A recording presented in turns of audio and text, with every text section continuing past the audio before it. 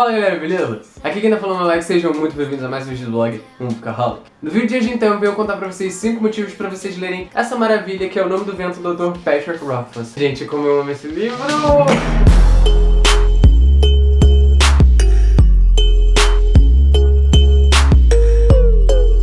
Então pessoal, como eu falei anteriormente, no vídeo de hoje então eu venho dar pra vocês 5 motivos pra vocês lerem O Nome do Vento do Dr. Patrick Rothfuss. Esse livro foi publicado aqui no Brasil em 2009 pela editora Sextante, logo depois ele foi republicado com o selo da editora Arqueiro. Já digo pra vocês que a edição disso aqui, ó, linda. Mas antes de começar definitivamente esse vídeo, eu quero dizer pra vocês que o Workaholic tá em todas as redes sociais e o nome do usuário pra todas elas é Workaholic. Tá aparecendo aqui na tela e tá também aqui na descrição. E antes mesmo de começar esse vídeo, já deixa seu like, porque isso ajuda muito no crescimento do canal. Então vamos lá. Primeiramente, se você não conhece O Nome do Vento, ele é um livro de fantasia, com um pezinho ali no medieval, porque ele tem algumas coisas muito surpreendentes aqui, que você vai descobrindo conforme a narrativa avança. Esse livro começa mesmo quando um cronista esbarra com o coach, que é um taverneiro, na rua, e o coach leva ele pra brigar lá na taverninha dele. Esse cronista, que é um cara que viaja o mundo escrevendo histórias, suspeita que o coach é na verdade Kvothe, o lendário matador do rei. Isso não é spoiler, gente, é o nome da série.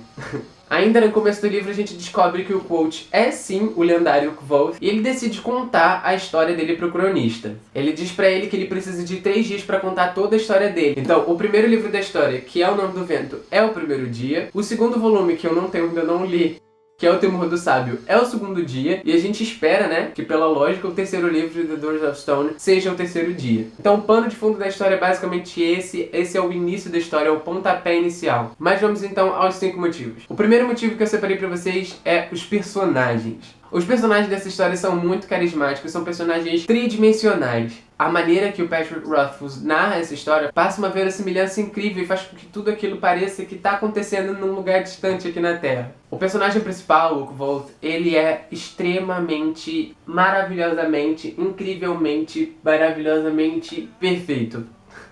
Ele não é um personagem inteiramente bom, ele não é um personagem inteiramente ruim, sim, ele é um personagem humano. Você vai vendo os dilemas que ele enfrenta da infância para a adolescência. A gente conhece o primeiro amor do Kvothe. É muito bacana você ver as nuances entre os personagens bons e ruins. E uma das coisas mais legais desse livro é que ele tem um vilão, sim, um vilão principal, que é o Chandriano. O que é o Chandriano, eu não vou explicar, porque seria um spoiler. Mas é o Chandriano. Mas o personagem principal não vai viver em função daquele vilão. E é uma das coisas que eu sinto muito falta em livros de fantasia, porque parece que o único objetivo do personagem principal é ele ter um vilão, e não é o que acontece aqui. Então o primeiro ponto é os personagens. O segundo motivo é o mundo. Esse é um livro de fantasia muito bem construído. E uma coisa que eu acho mais bacana é que ele não dá foco somente às partes principais da história. Por exemplo, a história se passa no continente X. E por esse motivo, muitos autores de fantasia esquecem de descrever o que está acontecendo e como é que funciona o continente Y. E isso não acontece aqui, porque o Rothfuss, ele dá muito foco em X e em Y. Então, mesmo que você não queira saber, você sabe.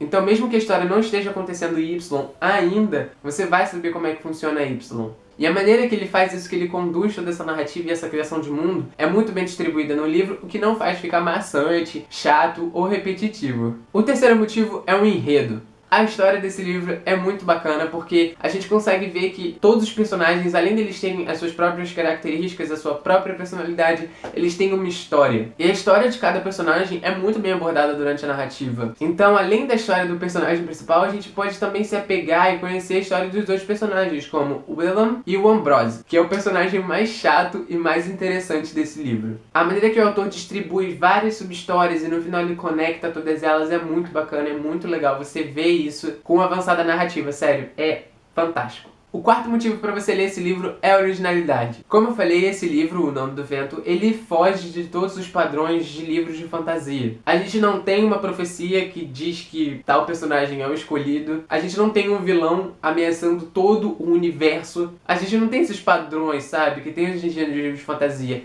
E é isso que põe O Nome do Vento lá em cima na minha lista de favoritas, porque ele consegue ser novo, ele consegue ser original, tudo isso de uma maneira muito gostosa e muito ágil. E o quinto e último motivo que eu separei pra vocês é a fantasia sutil. Ele é sim um livro de fantasia, mas você não vai ver uma fada ali na esquina, você não vai ver uma pessoa voando ali na outra, você não vai ter um castelo pegando fogo porque um dragão está cuspindo por ali, você não vai estar andando e de repente esbarrar numa vassoura. E essa é uma das coisas mais legais, porque quanto mais bem explorada e mais sutil for a coisa, mais verossimilhança o livro traz pra gente, o que, mais uma vez, torna a dizer, faz com que o livro seja real. É óbvio que existem vários outros milhões de motivos para você ler esse livro. Eu só separei 5 porque eu achei que ia ser interessante. Então, se você ainda não leu, leia. Se você não conhece, procura. O Nome do Vento é um livro que tem aproximadamente 700 páginas. São 680 páginas que eu li, acredite ou não, em 4 dias. A narrativa do autor é super fluida, ele narra as coisas de uma maneira muito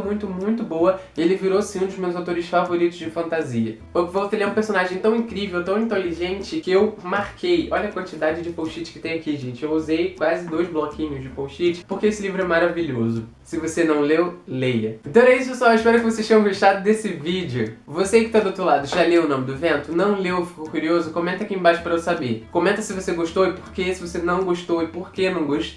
Se você tem, mas ele tá empoeirado aí na estante porque você tá com preguiça do tamanho dele. Enfim, comenta aí embaixo. Deixa joinha se você curtiu esse vídeo, que isso ajuda pra caramba no crescimento do canal. Vocês não têm noção de como isso ajuda. E não deixe de me acompanhar nas redes sociais, tá tudo aparecendo aqui na tela e tá também aqui na descrição. O nome do usuário pra todas elas é @Mucaholic. Não deixe de acessar o post que eu fiz no blog sobre esse livro, tá aqui embaixo na descrição também, é o primeiro link. E antes de encerrar definitivamente esse vídeo, eu quero convidar vocês para participar de um grupo que eu fiz no Facebook só sobre livros de fantasia, que é o F4. Vou deixar o link aqui na descrição também para vocês poderem conhecer. Então é isso, mais uma vez eu espero que vocês tenham gostado desse vídeo. Muito obrigado por terem assistido, até o próximo e tchau, tchau.